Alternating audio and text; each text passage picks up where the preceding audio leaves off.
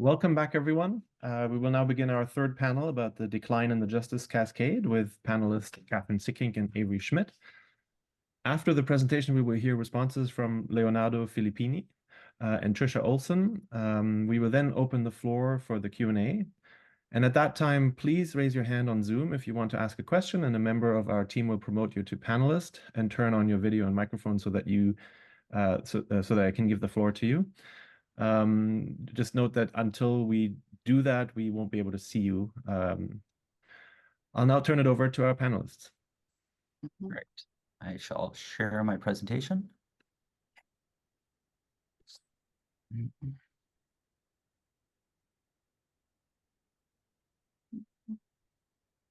There we go. Can everybody see that? Yes. Okay. Got it. So hold on a second. I can't see it. So first, it's really a pleasure to be here with all of you. I want to thank all of you for coming. Second, I want to say that this is a moment where we are hearing a lot about individual criminal accountability for mass atrocity, especially with the recent ICC arrest warrants for Vladimir Putin and now Netanyahu and the leaders of Hamas. And so the casual observer reading the news might think that there is more attention to international and human rights prosecutions than ever before. And yet, perhaps the most surprising finding from the recent data update is that human rights prosecutions are declining in the world. And so we wanted to have a panel specifically on that topic because we're concerned about this decline. And we're concerned because, as you heard from the previous panel, Jeff and Timo pointed out that one of the most consistent findings we have had over many years using various iterations of this data is that human rights prosecutions are associated with improvements in human rights. And now we see also with conflict non-recurrence. And so, we've never believed that trials are the be-all, end-all, but we always believed that trials were a necessary piece of the transitional justice package. And so next slide, please, Avery. So I just wanted to briefly say, since my name's been associated with the Justice Cascade, that I first used that term writing with Ellen Lutz in 2001 to talk about foreign prosecutions only. Developed it further in my book, The Justice Cascade, in 2011, where we paid attention to foreign, international, and most importantly, domestic human rights prosecutions, which we argued were the bulk of human rights accountability in the world. I also wanted to point out that the initial database was created by a terrific team of people at the University of Minnesota, in which Jeff Dancy already figured prominently, but also other people like Veronica Michel, who's been off and on the webinar today, Florencia Montal, who's here as well, Hanjun Kim, and others. So we gathered data on trials, but also on truth commissions. I wanted to point out, however, that just as we were creating our first database on trials, Lee Payne and her colleagues, Tricia Olsen, who I'm so happy is joining us today as a discussant, and Annie Ryder, were independently doing a database on transitional justice mechanisms, looking at trials, truth commissions, and most importantly, also amnesty laws. And they also found the increase in trials, but had a different interpretation of it, presented especially in their book, The Justice Balance. So we got together and agreed that we would do an application to NSF, AHRC, to update and combine and expand the database, which we did, and created this database from 1970 to 2010. And then finally, this new grant from the government of Canada has permitted us to extend and analyze the data through 2020. And so you can imagine the surprise, the next slide, please, when we first saw this, and it was really less than a year ago, we first saw this new trend in the trials data. Now, I feel no need to defend the justice cascade, but I feel a deep need to explain the justice cascade and what's happening with it. And so we immediately turned to hypotheses that would try to explain what is going on. And some of those hypotheses were already present, in fact, in the Justice Cascade book. So we argue that the demand for trials followed from large scale repression in many of these countries, such as Argentina, and that the supply of trials depended on transitions to democracy. So the third wave of democracy was seen as a necessary condition for the justice cascade. And so we are turning first to that hypothesis, but also we're looking at alternative explanations, possible explanations for this decline in trials. And I'm going to turn it over to Avery, my co-author. Jeff and Avery are both co-authors on this, to talk about those alternative explanations and hypotheses. But I just wanted to say that we're really excited to have everyone here. And during the Q&A period, in addition to other questions you may want to ask, we also really welcome your alternative hypotheses that might help explain this decline. So I'm going to pass over to you, Avery. Great. Thank you, Kathryn. So over the next few slides, I'll walk everyone through what the TJET data says about these preliminary hypotheses. So the analyses here are quite early stage, and we'd welcome any feedback you might have. So I'll begin by exploring whether regional differences are driving the decline in the justice cascade. So on the left-hand side of the slide, I present the total number of domestic trials occurring in Latin America and Europe, which are the two regions most often associated with human rights prosecutions. And then on the right-hand side, I'm presenting the total number of prosecutions occurring in each year in all the other regions of the world. So these figures show that although there are more trials occurring in Latin America and Europe, that the decline in trials is pronounced across both sets of regions.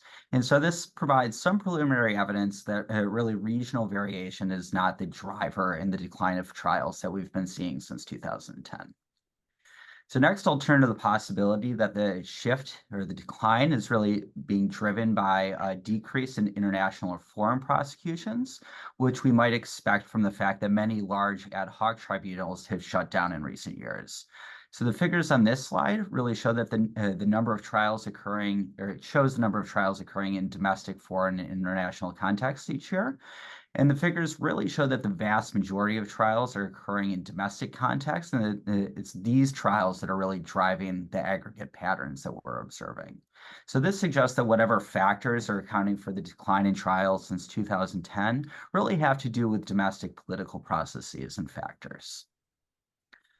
So next, we'll look at the hypothesis that the decline is not necessarily unique to trials, but instead reflects a broader decline in the use of transitional justice policies more broadly.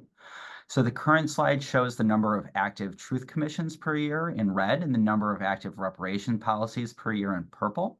So the decline in trials had been driven by an overall shift in transitional justice practices, then we'd expect to observe a decrease in the use of these policies beginning in 2010 as well. However, this figure shows that this is not actually the case. And if anything, these policies have increased in usage since 2010, which raises the possibility that there has been a substitution away from trials and towards other transitional justice mechanisms. So now I'll turn to the possibility that the decline in trials varies by regime type. So here what I'm doing is I'm plotting the number of trials per year by the 4 regime types that are, as they're measured by the VDOM project. So liberal democracies, electoral democracies, electoral autocracies, and closed democracies. So we're using this classification because we would expect that as regimes transition from closed autocracies to liberal democracies, they would become more responsive to demands for human rights accountability. So we can see in this plot that this is true to some extent. This expectation is confirmed because closed autocracies have the fewest trials. However, there are some surprising number of trials in electoral autocracies, but nevertheless, the figure provides some suggestive evidence that the number of domestic trials varies by regime type. But what this figure ignores is that there's variation in the need for human rights accountabilities across these types of states. That is, how much violence or human rights abuse there has been in a country's past. So in the next figure, I'll try to interrogate this interaction between the legacy of violence and regime type. So to do so, what I'm plotting here is the marginal effect of the interaction between a state's level of liberal democracy is measured by VDEM again. So that's the histogram on the x-axis, and the interaction of that variable with its legacy of violence and the impact that the interaction of these two factors has on the number of domestic trials that a given state has. So by legacy of violence, I'm referring to this variable that Jeff mentioned in his presentation, which is a measure that we've developed that captures the amount of human rights abuse that has occurred in a country during the previous generation. So this analysis shows that as states become more democratic, they tend to be more responsive to past human rights abuses by providing more trials. So as we go from the least democratic country on the left-hand side of the plot to the most democratic on the right-hand side of the plot, this analysis suggests that a 1 standard deviation increase in a state's legacy of violence corresponds with about a 10% increase in the number of domestic human rights prosecutions. So these are pretty preliminary analyses, but I think they're instructive because they help us rule out what at least Kathryn, Jeff, and I thought were some pretty plausible explanations at the onset. And it also points us in the direction of further assessing what we're beginning to think through as kind of these supply and demand factors that affect the provision of human rights trials. So we're interested in any feedback any of you might have as we continue to push this research forward. And we also think it's kind of intriguing that the theory we're developing really indicates that this decline of trials could both be due to positive and negative changes in the world. So on one hand, there's been much concern about the stagnation or regress in liberal democracy that's been occurring over the past half decade or so. And that, and according to our theory, that could account to us observing for fewer trials. But at the same time, there's been sustained improvements in human rights practices in specific parts of the world where there has been transitional justice in the past.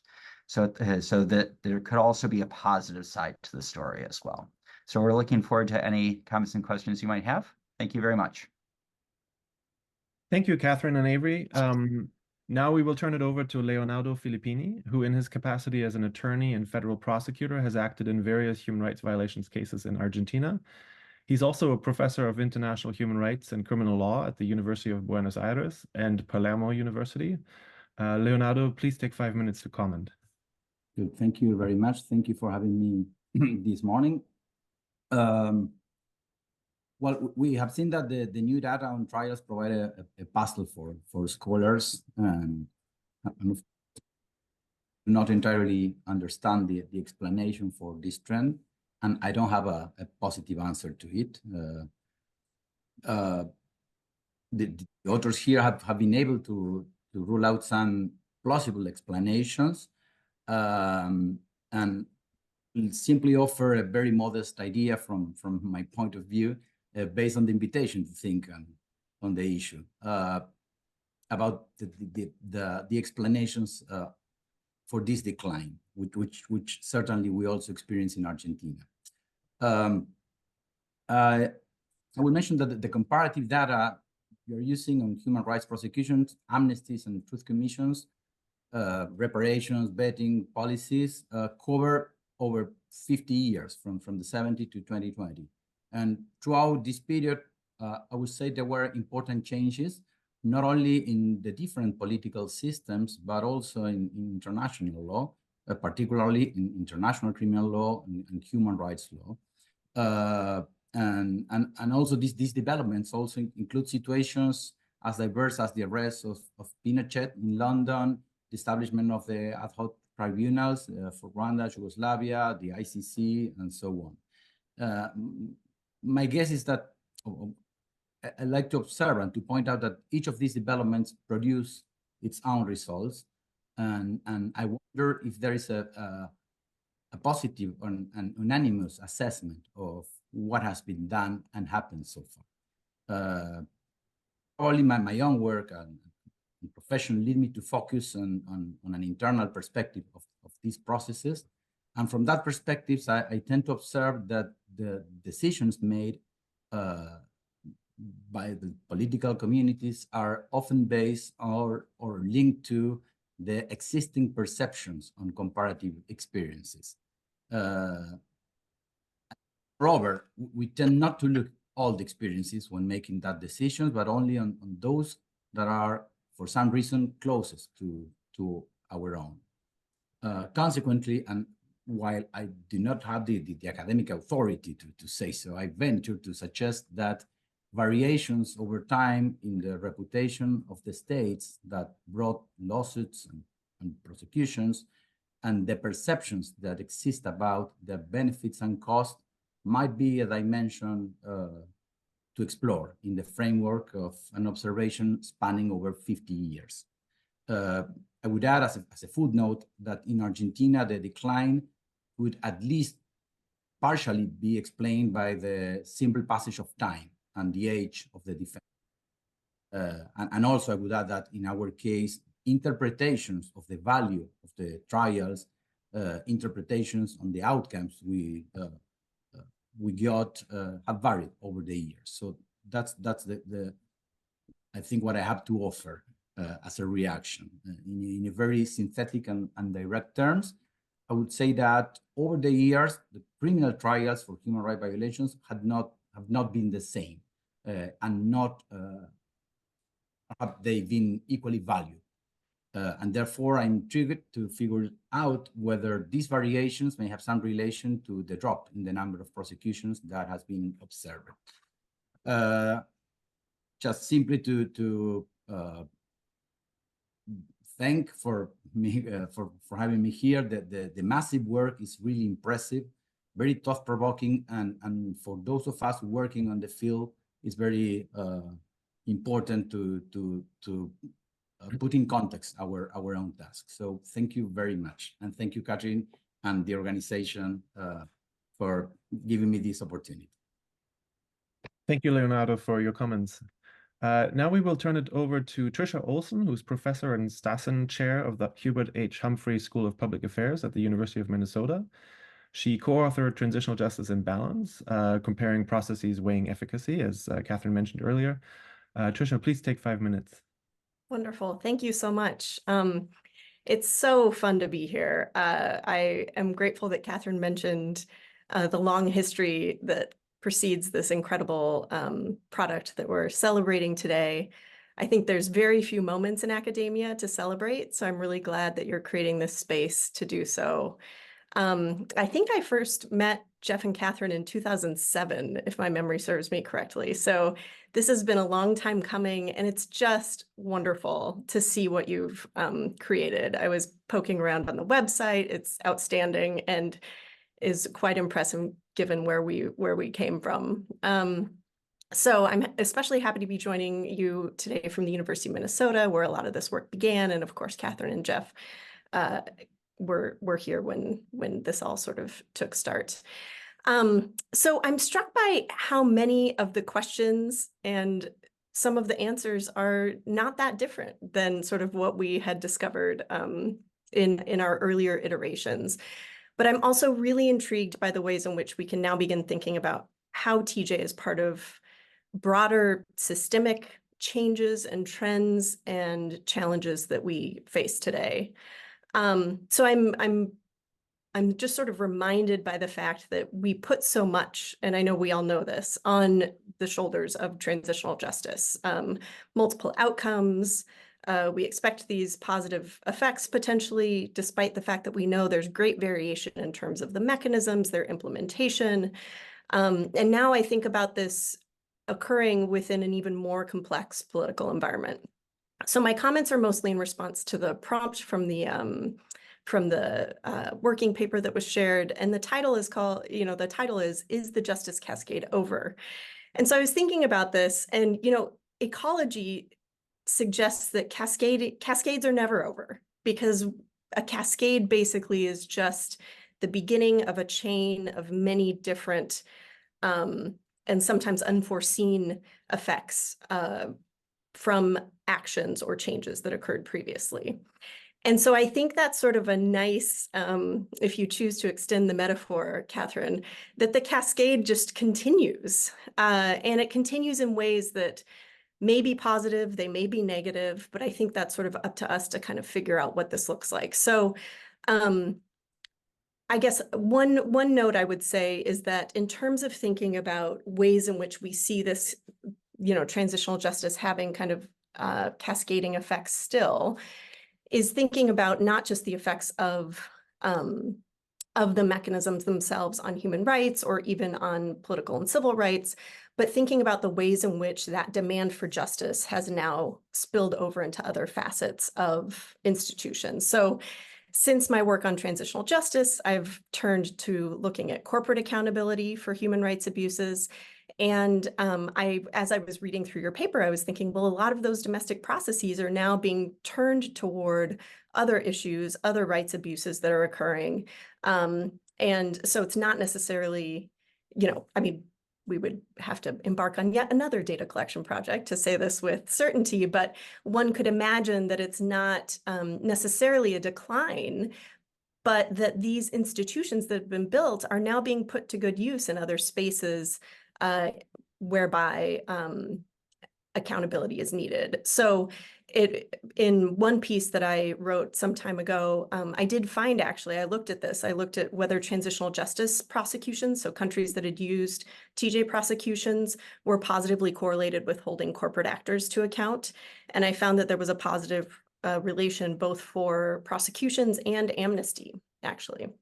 And so I think this, I think Jeff alluded to this earlier in terms of the illiberalization of democracy, but I think thinking about transitional justice, both in terms of its ability and cascading effects to protect these institutions that can provide accountability, but also the ways in which transitional justice potentially has offset a different set of actions that we didn't anticipate. And so what that backlash looks like, I think a lot about the ways, especially in the corporate accountability space, the ways in which we see actors engaging in lawfare. And we know human rights defenders are, that was my timer, gosh, 5 minutes goes quickly. But we know the ways in which human rights defenders are targeted in a much more systematic fashion than they were perhaps 40, 50 years ago. And so I think thinking the next version of the cascade really is thinking about the ways in which transitional justice has shaped the institutions around it and its embeddedness in them, and sort of what that means for the next iteration of TJ mechanisms and what it could look like. So I had more notes, but goodness, that went quickly. Thanks again to the organizers and everybody for inviting me today. And it really is just a tremendous pleasure to see this work continue at such a high caliber. So kudos to everybody on the call whose hard labor over the past many years has led us to today. Thanks again. Thank you, Tricia. I will now open the mic for the first question from Stephen Shadoan. Really nice to see you again, Stephen, after several years. So please take a moment to briefly introduce yourself. Cool. Sure. It's good to see you too, and lots of other people on this. So my name is Stephen Shadoan, and I'm a professor in the government department at Harvard. And please add my praise and appreciation for all of the both intellectual and data collection and analysis efforts that the two discussants did a great job of cataloging. And so in my mind, I thought there were maybe two questions that stood out. So one is, and you already know this and talked about it at the end of the presentation especially, which was that there doesn't need to be one explanation that fits all regions or contexts. And it seems totally plausible to me that some of this could be good news, where the success of previous trials ameliorated the need for the next set of trials, or other situations where this could be bad news, where disappointment or disillusionment with previous trials told people that this wasn't the right option moving forward. So in my mind, I was trying to focus on ways that you could discriminate between those two stories. So first one would just be to use your contextual knowledge to stake out a bet on where you think what explanation fits best with what particular context. And even if the dependent variable trends are the same across different regions or regime types, it doesn't necessarily mean that the effects that you estimate for the independent variables needs to be the same across those contexts. It also struck me that it's possible that there are changes in success rates or the durations of trials across different regions So Leonardo described long trials with kind of mixed success rates, and you have that type of information that you can leverage to look at whether long mixed success rate trials are leading to a decline in some places, which would point towards kind of disillusionment, or quicker, more successful trials leading to a decline in other places, which would be the optimistic story. Or you also know a lot about the different types of crimes or accusations that are covered by the trials. So the optimistic story would say some trials started with large campaigns and broader abuses, and then we have gradually narrowed in on smaller, tailored types of abuses that were not maybe as part of not as much part of a larger systematic campaign. Whereas in other places, the trials might still be battling with the original horrible acts. All right, so then the second thing for me is I thought it was also helpful to just think about what a steady state would look like, because a decline in trials doesn't mean that the eventual number of trials will go to zero. I can picture that graph going up and down in kind of a sinusoidal curve over time. So just like the initial takeoff of trials didn't mean we were going to skyrocket to thousands and thousands of trials, it doesn't necessarily mean that the decline will mean that the steady state is zero. And so in the note and the memo and the presentation, sometimes you guys describe the steady state in terms of levels, like the level of abuses and the levels of a particular regime type will determine whether we should expect to see high or low trials, numbers of trials. And then at other times, the story is dynamic and it's about whether democracy continues to spread or continues to grow. Or I thought Tricia did a really good job describing the dynamic way of thinking about cascades where one event triggers another. And so it seemed to me that you'll maybe need to pick which way you want to think about the theory, because that will tell you about what the steady state might look like. And in my mind, I thought the levels description made the most sense to me, because I picture kind of an arrival rate of abuses by governments or other actors, and activists, lawyers, NGOs responding kind of in a consistent manner over time. So I thought kind of the levels approach made more sense to me than kind of the dynamic, what happened yesterday triggers what happens today approach. Right. So those are the two kind of higher altitude thoughts I had. But again, thank you to the whole team. Thanks, Stephen. So there's already quite a few questions and comments in there. Kathryn and Avery, if you want to go ahead and respond to that. And so far, we don't have any other raised hands yet. Okay, well, first, thank you very much to Leo, to Tricia, and to Stephen for those excellent points. And I just want to say to the rest of you, we will have time for other questions. So if you have other questions, please do raise your hand, and and we will invite you in to ask your question. So Leo, I found it was really interesting, your point about perceptions of benefits and costs, and that was kind of picked up again by others. And we've been puzzling out this notion of perceptions of benefits and costs, in part because there have, as you know, there's been a very deep debate in policy communities and in academic communities about costs and benefits of trials, I think in particular. Now, policy communities, as in state officials, people in power, have never liked trials. Let me first be clear about this. They've never liked trials because it's extremely difficult to hold state officials accountable. It's extremely difficult to do it in domestic courts and in other courts for many reasons. It's more difficult. Trials are disliked more by policymakers and by state officials than truth commissions or reparations policies, which don't put people in jail, don't put powerful people in jail. Okay, so that's kind of your basic underlying explanation, is that these things have never been popular, and given the opportunity, state officials will push back against them. And I think that's one thing we have to take into account. But second, it's also interesting that academics have really weighed in very mixed ways. Academics have, there's been a very strong critical strand in the transitional justice literature, and academics have weighed in favor of restorative justice and what's called transformative justice, this came up in an earlier thing, and against what's called retributive justice, the notion. And so I think there's a way in which many commentators, both academic and policy commentators, have the perception is that trials are costly, but also maybe are too punitive, are too focused on narrow physical integrity rights are non-transformational, right? So one part of the research we're doing, as you can see, is looking at, well, are those perceptions true? And we're trying to answer that question. We're trying to get out the news about the findings we have.